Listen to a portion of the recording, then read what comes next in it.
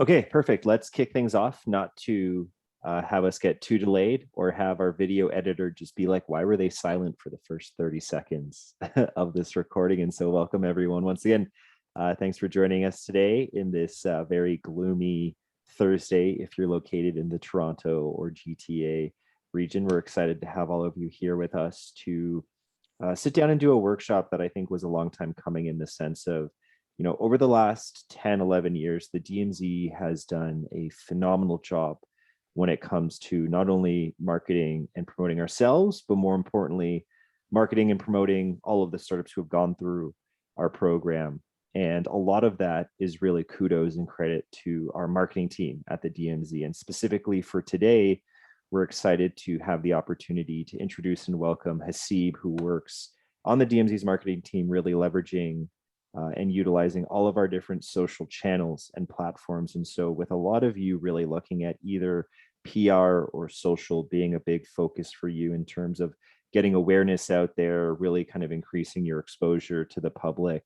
And then of course, being able to have those reference points of, whether it's a blog TO, Toronto Star, Globe and Mail, or elsewhere article, social is definitely one of the tools that are at your disposal. And one of the great things is that it's typically free, which I know a lot of you will appreciate. And so once again, I want to thank Haseeb for joining us this morning to do this session. And with that, Haseeb, over to you. Thank you once again so much for joining us today. Thank you, Shane. Hi, everyone. My name is Haseeb. I'm the digital marketing and communications lead at the DMZ. I'm super excited to be here. I recognize a couple of faces, but it's great to meet the folks that I haven't met. I've been working at the DMZ for over just about 4 years now. And I've been through every aspect of the DMZ except the partnerships team. So that's the only place left I got to go. But for today, as Shane mentioned, we'll be talking about how you can leverage the DMZ's social media and how you can really just manage your own social media as well. Usually with tech startups, I always find that some people think like, oh, you know what, like social media is not a key thing for me right now. But I'm going to share some tips and tricks for using that key marketing source anyway, and then some examples as well. So let's start off by talking about the DMZ and how you can utilize our social channels across the board. So right off the bat, I mean, if you're not already following us on all of our channels, that's something that you should do right away. You don't have to do it right now, but I've included all our handles here as well. And these are just great resources. And I'll talk a little bit about our communication strategy per platform. And some of the things that we do. So for example, on Facebook, LinkedIn, and Twitter, those are more educational based resources that we provide, and news articles and different events. Instagram is more so just for also educational resources, but more aesthetically pleasing resources. And TikTok is a new thing where we started last year when the pandemic started. I think I think I'm not the only one in this boat where when TikTok was first introduced, I was like, you know what? No way. That's for like Gen Zers, and I'll never go on TikTok. And now I find myself scrolling on TikTok like probably 2 hours of every day, learning new cooking materials. So TikTok is a new thing that we've also adopted, and we've seen a lot of traction as well. But I'll get into that. So right off the bat, I mean, if you guys aren't engaged in the Slack community, that's something that you should be engaging in. As soon as you start within the program. You can see the hashtag welcome channel is dead right now because we haven't been promoting it as much, but this is something you guys should be utilizing in terms of not just you as a founder, but also your team as well, getting them introduced to the entire DMZ community. At the top, you can see there's over 2,400 alumni and different community members of the DMZ who have a variety of experiences and come from different backgrounds. So you never know where you might make the connection. And the community is really just to share, ask, and provide. And the hashtag help and the general channel have always been the most popular in terms of sharing different resources. And I know Philip is very also engaged in that. He has his own emoji that he shares too. So things like that is what really makes the community strong. But that's what you folks should be doing. LinkedIn is another thing as well. This is a great experience of my good friend, Stefan. or Stefan, you guys can see here under his experience on LinkedIn, he's indicated that he's a member startup of our incubator program. But a couple things that here that we would kind of tailor up is that you're not actually a member startup of the incubator program. You've graduated from the incubator 16. And then you're not currently working here indefinitely. You're a part of the program for that specific amount of time. So this is a great way to indicate that you've had experience through an incubator program and just building that credibility for your own personal profile as well. This in turn also helps us to reach out to you with other events too. So as a member of the DMZ on LinkedIn, I can personally reach out to you with other personalized events and other resources that we provide to our LinkedIn audience, specifically members of the DMZ community. Another way to showcase your involvement in the DMZ is through Instagram. Instagram is a great informal way to showcase that, you know what, you and your team are now part of a great incubator program that's running for the next 18 months. This is a great example from PennyGem. And then your website is also great for this as well. You can see here one of our more established companies who have recently been acquired, Inkblot, have under their Inkblot for Business have listed us as a credible partner, a part of their platform, and we have used their platform in the past as well. So it's great to see that they've linked our logo there too, just as an additional partner. So there's always inbound requests that I receive in terms of things that I can share and things that you folks hope I can share and things that I'm actually able to share.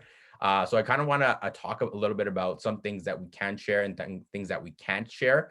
And then and not necessarily can't, but kind of just revising the can'ts and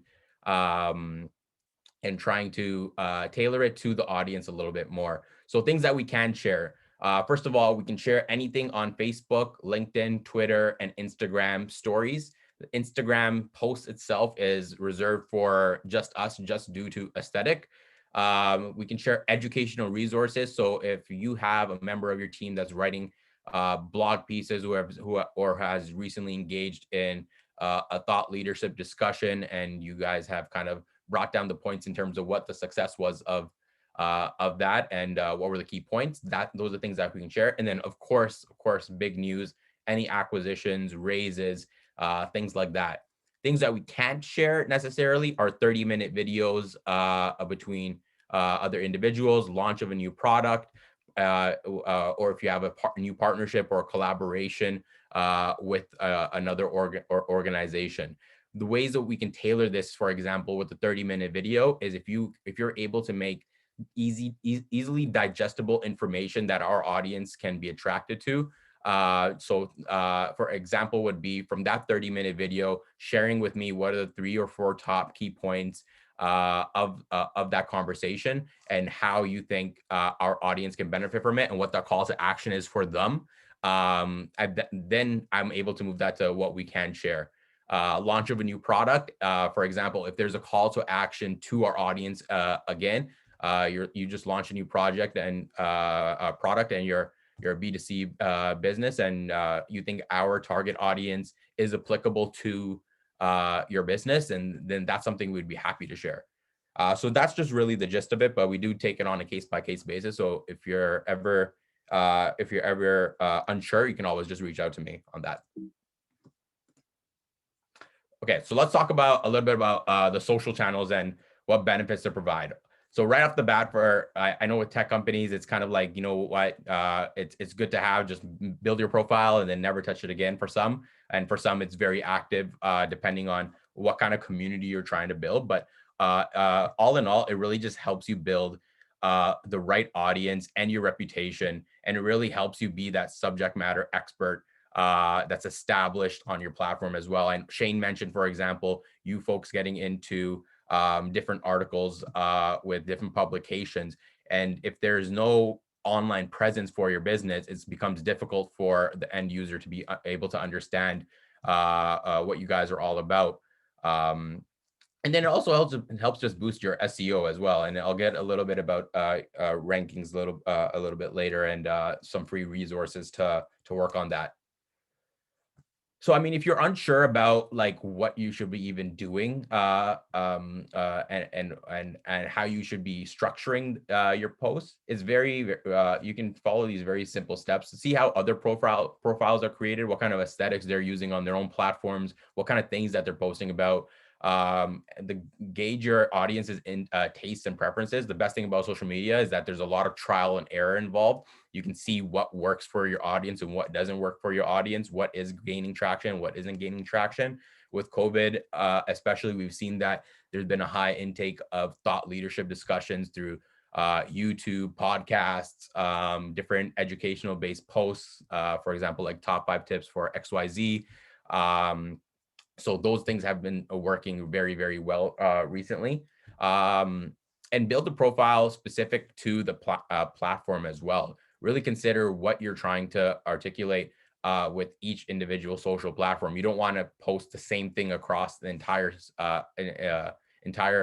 social media platforms, because then what really happens is that you're not building you're not building the strength of that one particular platform. If they can go to Facebook for everything that you're posting on Instagram, then they wouldn't go on your Instagram.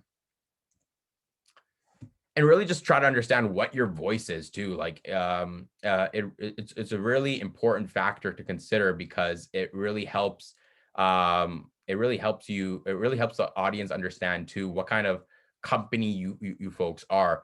For us, for example, we always try to build a meaningful connection, and also we try to leave a mark as well. So we are a mixture of the jester and the magician. So if there is, for example, a popular meme going out with Bernie Sanders, we're going to be getting on top of that meme and relating it back to the DMZ. But then we're also going to be trying to leave a mark with the individuals in our community by providing them with educational resources and understanding. So we kind of fall into the sage as well on that front too. And you can see all the characters in the back and how they're representative of each specific brand voice. So really try to understand what is your brand's voice that you're trying to articulate here. For Instagram specifically, these are the main things that are really important, especially for the algorithm: consistency, content, and collaboration. So be consistent in how often you post, the type of content that you're sharing, and how often you're trying to engage with the community, whether that simply be through different polls or whether that be through educational based resources. And that goes into the content as well. You got to really diversify in terms of what you're posting and where you're posting it, between feed, stories, Instagram Reels, Instagram TV, and Instagram Guides. There's a multitude of different Instagram features now, and it's not to get too overwhelmed with it. I'll explain a little bit after. And in collaborations as well, like there's a community of 2,400 different entrepreneurs in the DMZ, collaborating with aligned founders, and even your own staff for friendly takeovers and the day in the lives. Really provides that much more understanding of who your business is really at the heart of it, and just gaining some social proof.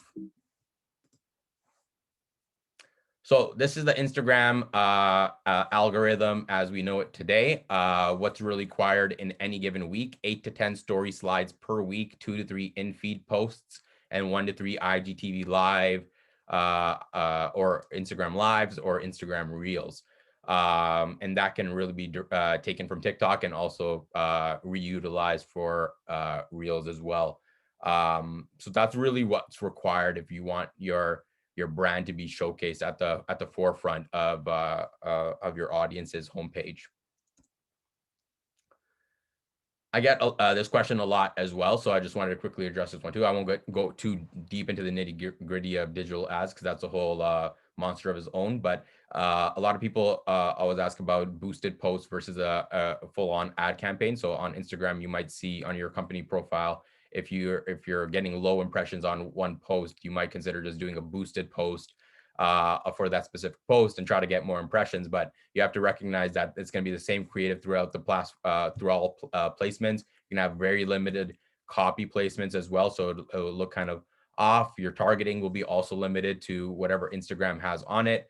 And then your insights, you won't be able to really see the specific data that you're really trying to understand from just a boosted post. Whereas the ad campaign specifically, you can customize creative based on your placements. So for example, your stories, your in-feed posts, reels, those are all customized through Facebook Ad Manager. And then various copy placements, in addition to your caption as well, can change too. And Facebook really helps with that as well, seeing what is the strongest copy that's being clicked on versus what's not. And then also just understanding more detailed insight. And then all in all, good design really matters. Like this is like your audience wants to see what you guys have to offer at the end of the day, but then they want to see it in an easily digestible, more aesthetically pleasing fashion. Here I've highlighted Inkblot, for example, who takes a lot of testimonials and they provide different quotes for strength and mental health. And then you can see us in the back in terms of our color that we have kind of adopted, and we kind of use it across the board.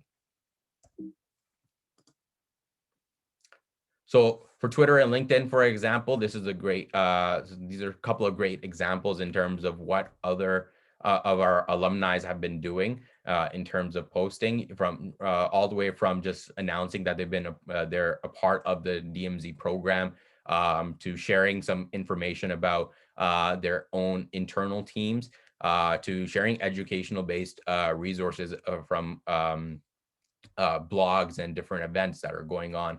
And these are the things that we're able to repost as well. So what I always recommend is, instead of coming to the DMZ and saying we post this ourselves, you provide us with the finalized link of your post. So that way we can take our audience and redirect them to your channels. And then that way provide some more traffic to your specific platform.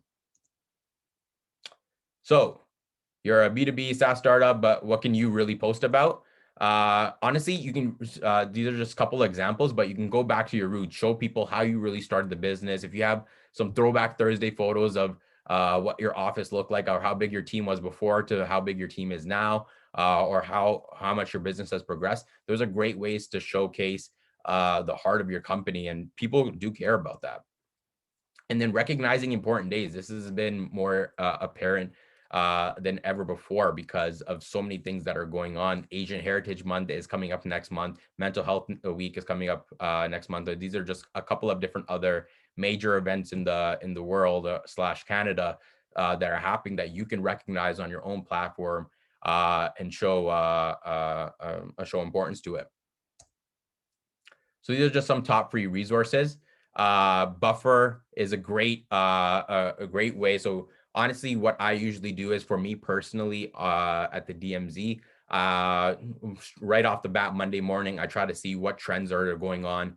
And then me and my social team, we meet, and then we talk about some of the trends that are going on. And then we talk about what we're going to post for the rest of the week. We take 2 or 3 hours for that, plan out the entire week, schedule all those posts. We use a paid platform called Sprout, but Buffer is a free one as well. We schedule all those posts throughout the entire week, and then we don't look at the scheduled posts after that again, unless we have to go on a customized based approach, but those are all written in stone. So we don't have to worry about that. So we hash that out in the first 2 hours of the Monday. Canva is a great platform to utilize. You don't have to be a graphic design pro to create social media. I know a lot of startups have a very consolidated team, so it's not necessarily needed to have a graphic designer anymore. There's a lot of free platforms to create different unique collateral, and this PowerPoint, for example, was made on Canva, and a lot of the templates they provide you beforehand, so you don't have to start from scratch. Google Alerts is another free platform that we use as well to understand where the DMZ is being mentioned and where you as a startup are being mentioned as well, because that's something that we care about too. So that's easily transferable for you folks in terms of like any partner recognition or something like that. Planoly is a great way to do it as well. Buffer is very similar to Buffer in the sense that it helps you plan out your social posts throughout the entire week. And if you're ever low on posts, there's a ton of free stock sites that you can get posts specifically for the industry that you're working in. Pixels is just one example. And then website authority checker as well is a great tool just to understand what your domain authority is. And this is just an example of the DMZ's domain authority in terms of how many backlinks we have and how strong our domain rating is. So we're on a free basis. This is a free screenshot here. But you're able to see how many other companies or different organizations, startups, or whatnot have linked your site to their site as well. So, and that really helps with SEO too. And then last but not least, utilize me as well. As a digital marketing lead for the DMZ, I'm not only just working for the DMZ, I'm working for you. And we've always had a founder first mentality at the DMZ. So if you ever need anything in terms of on social media marketing strategy, if you ever need understanding of how to utilize some of those free platforms or anything else of that matter, you can always just Slack me, or you can directly email me as well, and I'd be happy to chat. And that's really the gist of it. You guys, does anyone have any questions? I'm gonna turn off the recording now just to make the questions exclusive to all of you. So thanks, Haseeb. Sorry for this.